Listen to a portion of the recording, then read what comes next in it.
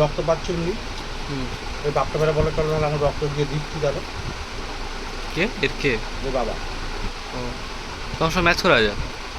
ওটা আমরা এখান থেকে ব্লাড ব্যাংকে নিয়ে যাচ্ছি, আর পা থেকে 3-4 খানা ছেলে নিয়ে যাচ্ছি, যদি ম্যাচ করে যায় দিয়ে দেবো।